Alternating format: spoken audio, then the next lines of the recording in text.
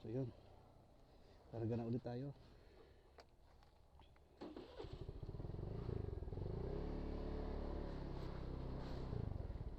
Sakyan. Nakataw siya eh. Oh, buhay ka pa.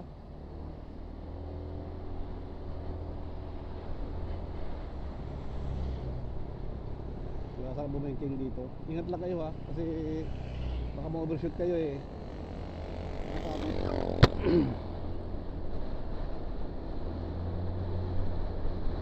Mga ganyan naman, pwede mo namang ano, hindi mo na kailangang baybayin guhit eh. Pagkita mo na yung kasalubong mo, pwede mo nang ikat ito, ganito. Kasi para hindi ka na kailangang bumangking. Ganyan oh. Hindi mo kailangang i-overshoot dun sa dulo. Diyan maraming nakakabali sa bangkingan eh. Yan oh, pwede mo namang dito, halimbawa, yan oh, wala ka kasalubong. Pwede mo na ganyan dito. Sa mga sigsag, para hindi mo masyado ramdam yung, lalo pag di pasahero ka, pag nakakotse ka, hindi mo ramdam yung hilo. Yung iba kasi talagang sinasadya talagang ano eh, para baka pag banking ng todo eh, no?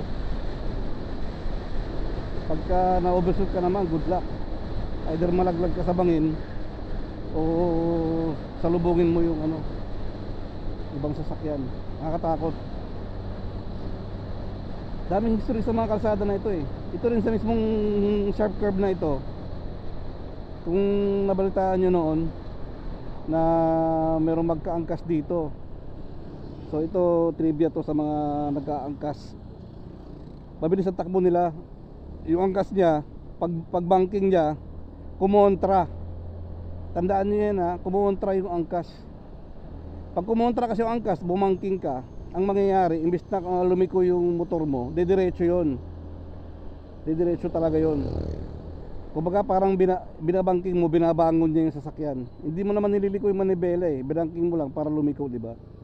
So ang tendency doon, didiretso siya pag tinayo siya, kinontra siya ng angkas mo. Ngayon, may kasalubong sila, ay mabilis ang takbo nila. So tendency noon, ma-overshoot siya.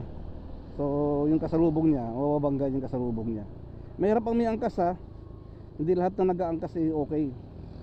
Pag hindi sanay yung angkas mo, yung kumukontra, yung tawag nila kumukontra, yun ang pinakadelikado sa lahat. Tapos yung mga iba naman, yung umuupo sa dulo, lalo pag babae no, o kaya ano, nadidiri sa'yo, diba, o naiilang sa'yo yung angkas mo, lalayo siya ng konti, didistansya siya.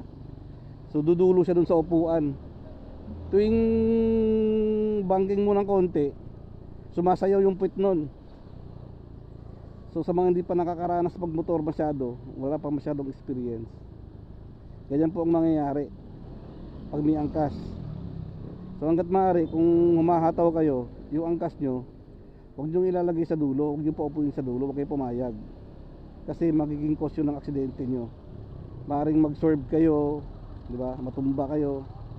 Maraming pwedeng ano eh, masamang mangyari. Sablay talaga yun, yung ganong angkas na sa dulo. Okay lang sana kung tatlo kayo na meron sa dulo, okay lang yun, kasi balance yun eh. Pero yung may angkas ka, tapos nasa dulo siya, sa dulo ng motor, pag nagkunting sway mo lang eh, yung puwit niyan sumasayaw eh. Tapos dispalingado pa yung motor mo, kulang sa maintenance, yung swing arm mo, sira na yung bushing. Yun ang mga nadidisgrasya. Saka isa pa sa mga nag-aangkas, yung mga naka long sleeve, tapos tinatali sa bewang, di ba? Lalo mga babae no, hilig lang ganun no. Magdadala ng sweatshirt, tapos itatali sa bewang. Yung manggas ng ano, ng sweatshirt, pumapasok dun sa gulong. May nakita na akong disgrasyang ganun. Pumasok yung sweatshirt dun sa gulong. Yun, sumemplang sila. Naglock yung gulong sa likod, kinain yung sweatshirt. So mga ganyan ano, minsan kala natin maliit na bagay lang, pero nakataya kasi ang buhay natin eh. Kaya napakataas ng rate ng aksidente ng motor. Hindi lang sa Pilipinas ha, sa buong mundo. Hindi ko sinasabing Pilipino lang ang ganun. Mas malala pa yung mga sa ibang bansa. Mga bandang Russia, India, yan, mga mahihinang ano nila. skills nila sa pagmamaneho. Di ba hilig mag ano dyan, maski yung may mga carrier, may mga carrier sa likod, di ba? Pag masyadong mabigat yung kargada mo, di ba pakiramdam mo pagka ano nagsisway yung likod, sumasayaw ng sway. yun yung mga cause ng aksidente,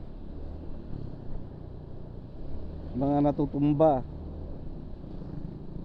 lalo sa pabangking, sa mga kurbada, yan, mga na-overshoot o kaya nadudulas.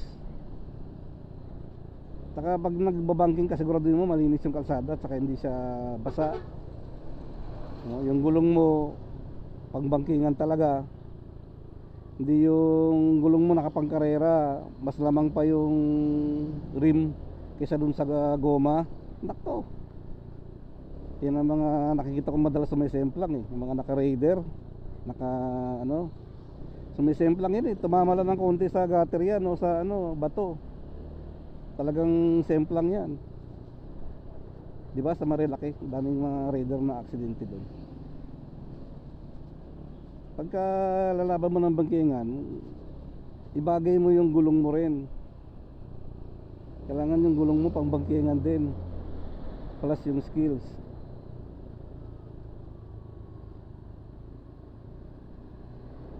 Huwag mong gayahin yung mga iba na hinahawakan pa yung kalsada, di ba? Yung semento o espalto, nahawakan nila yun, magagaling na talaga yun. Mga nagsasanay yung mga yun, sanay na. Hindi yung nakita mo lang gayahin mo na agad. Pag-aralan mo muna.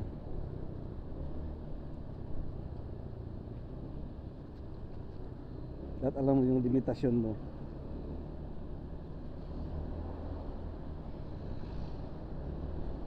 So medyo matraffic sa lugar na to, Sual, congested. Linggo naman ngayon. Lalo dati nung yung talipapa dyan sa may kurbada na yan, sa boundary ng Sual tsaka Labrador, talagang yan, nagkukos yan ng traffic. Inayos na nila ngayon, medyo pinasok na nila yung mga paninda, saka meron ng parking sa harapan. So shout out sa pamunuan ng, alam ko Labrador namin sakop niyan pero sinasabi pa rin nila Sual kasi nandyan yung Sual Peaceport malapit na sa Sual Peaceport. Pero yung boundary talaga, yung arko doon sa paliko, yun yung boundary ng Labrador tsaka Sual. So ito Labrador na ito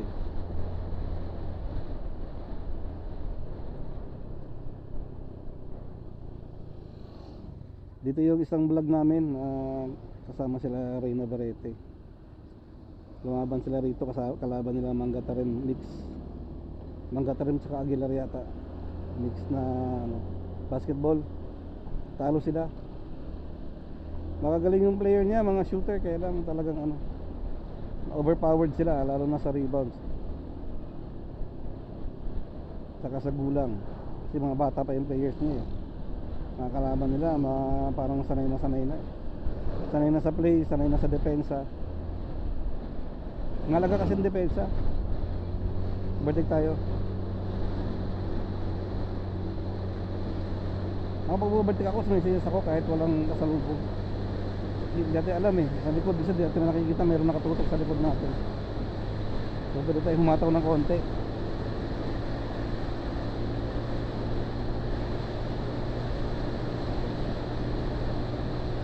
Hindi na ako tumutungo malapad ako, kaya kontra din yung katawan ko. Bigat ko pa, nasa 86 kilos ako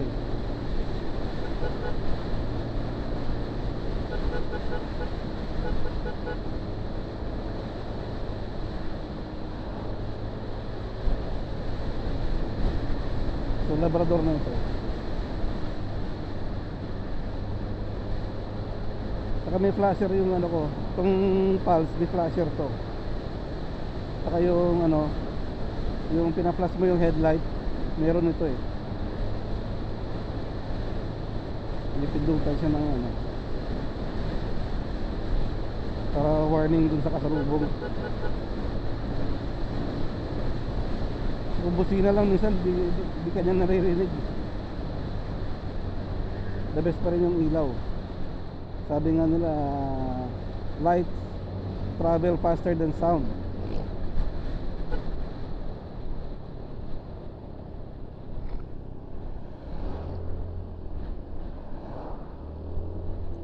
So tricycle traveler na kasi tayo eh. Daming tricycle na sa highway.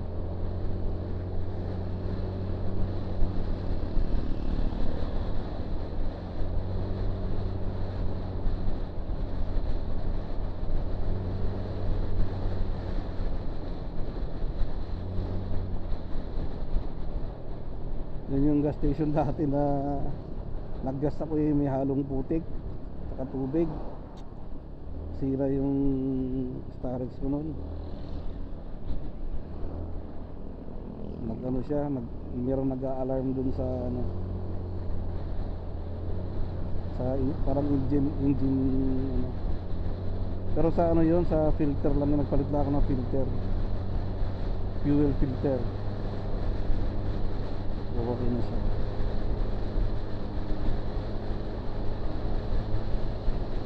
Diba yung mga gilid ng kalsada puno ng puno, nakakatuwa eh. Mamaya pag nandun tayo sa mga bandang Magatarem, ang ganda ng kalsada doon. Makita mo yung sinasabi ko lagi na bundok ng Sugsong Dalaga. Malimit na bundok siya eh, dalawa magkatabi. Pero hindi lang siya dalawa, marami sila, 3, 4. Pero yung magkapareho, dalawa.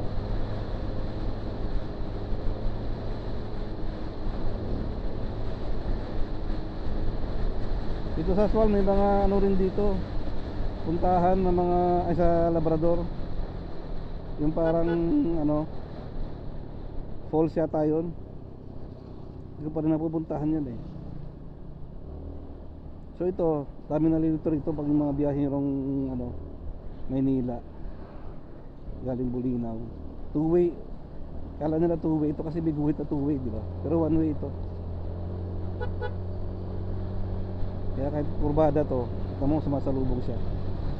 Two-way to. Ay, one-way. Pero meron kasing araw na ginagawa itong two-way. So may mga grupo ng riders doon, no? Susundan natin.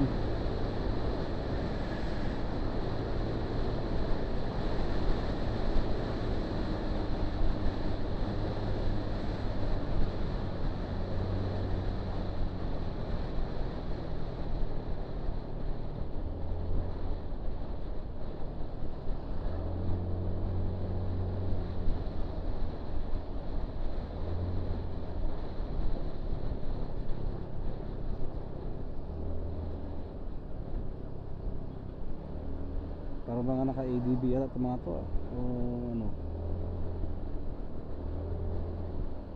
ay iba-iba sila. May ADB, merong Yamaha, may Honda.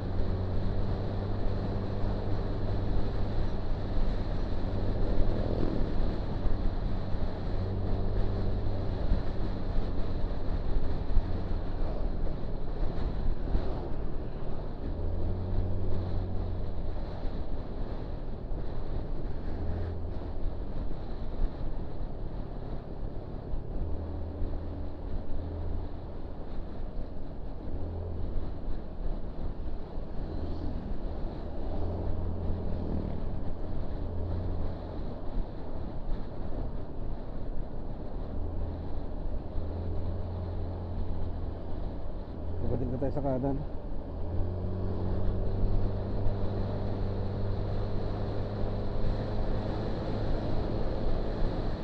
Doon ang tricycle sa unahan.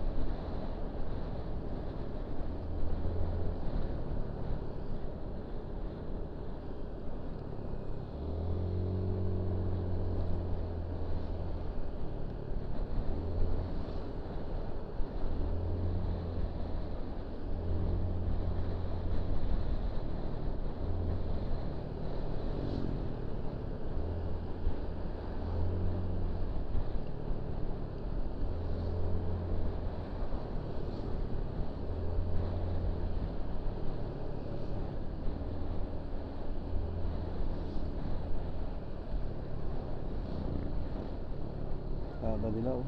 Shout out sa kanila. Mukhang naka ano lang to, nag-trip lang sila. Nag-trip lang sila bumili. Wala naman silang mga vest o uniform.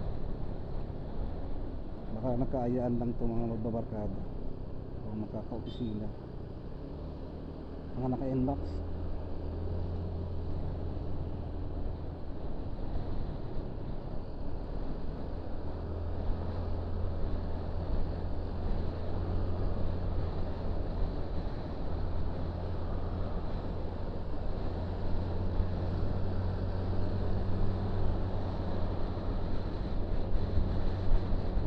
Sabi nila iba motor kasi din yung ganyan eh, rides.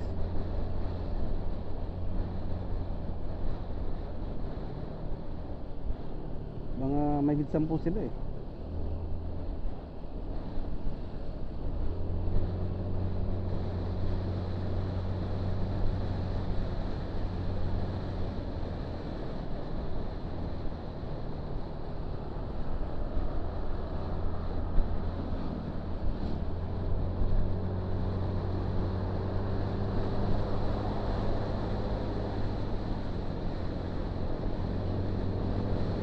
Di ko alam kasama pa rin ito mga to. Marami sila. Higit 10. Kung kasama pa rin yun ha. Hindi lang sila mga nakabes.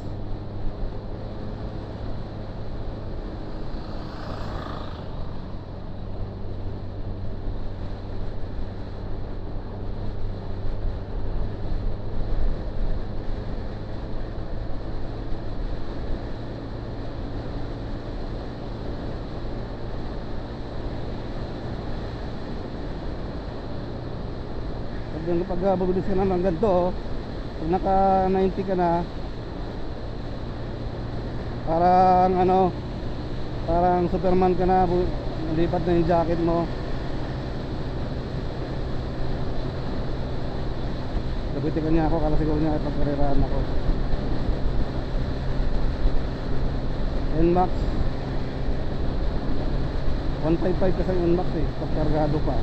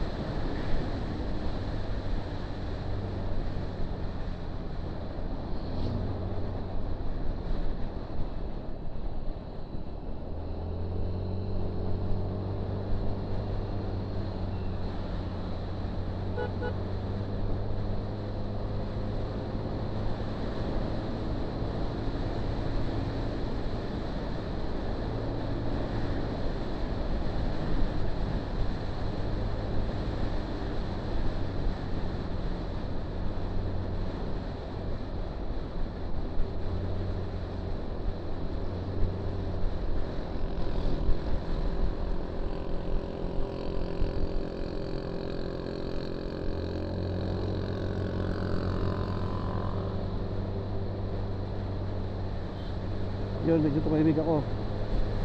Pero kasing mahabol sa atin na ano, NMAX.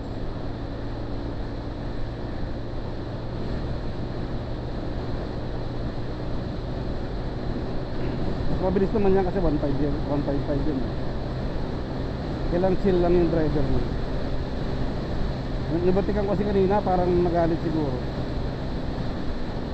Nabertikan niya rin ako, hindi naman ako mahataw niya.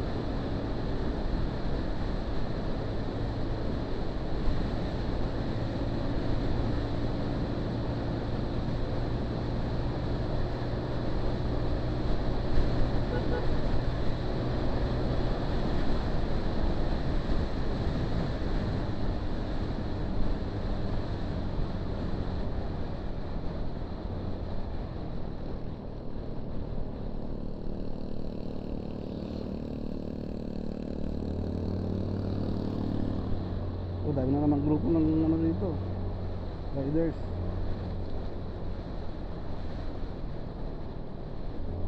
Daming riders ngayon pauwi na. Linggo na eh. Baka mga biyahe Manila pa itong mga to.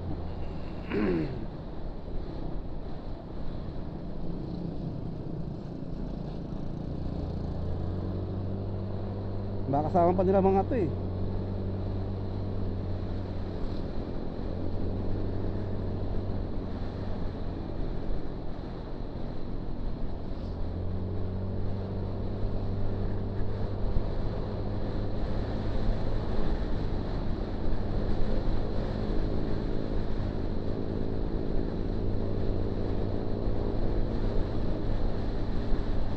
Kunyari kasama nila tayo.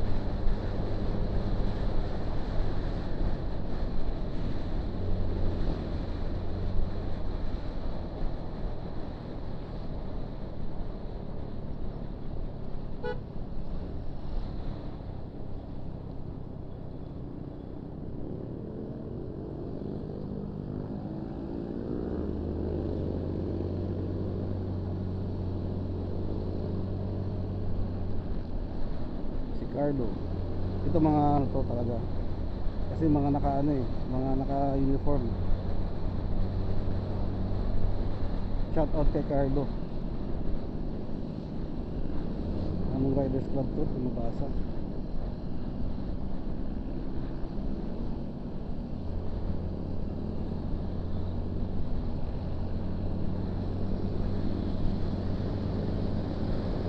Shout out sa mga Wagas Riders Club.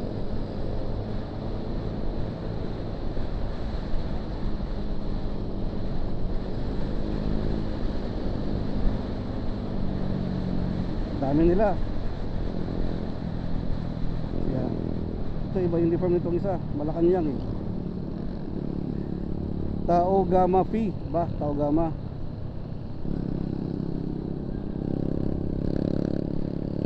Yun mga ano sila, para mga biyahe Manila patong mga to eh.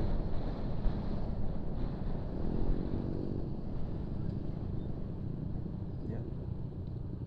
So dito advisable dito sa lugar ng ano, ng papasok ng Aguilar. Ano to eh, boundary ito ng Labrador at Aguilar. Actually Lingayen na yung side na yon sa kabila. So Lingayen saka Aguilar, mas maganda sa kanan ka dumaan kasi yung mga tricycle dito hindi marunong tumabi. As in mas gusto nila sa gitna. Yung iba nga ano eh, di ko alam kung anong ano sila, nag-aano sila, binabaybay nila yung guhit.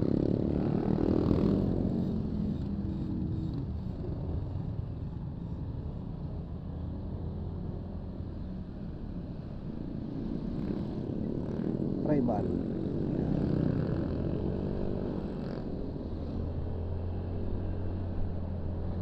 Minsan kasi pag ganyang malayo ang biyahe talagang, oy, putik na yan. Oy, tingin ka bay, tingin ka pare. Bigla na lang pumasok eh. Gulat pa ako eh.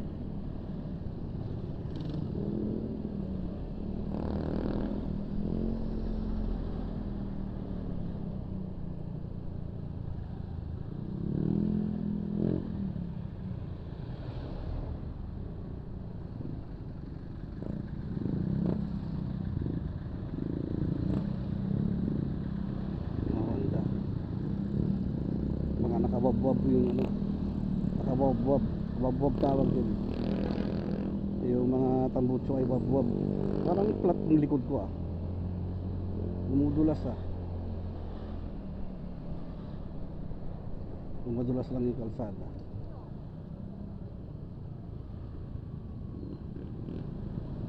Silipin nga natin. Feeling ko talaga flat eh. Yun oh, may gewang.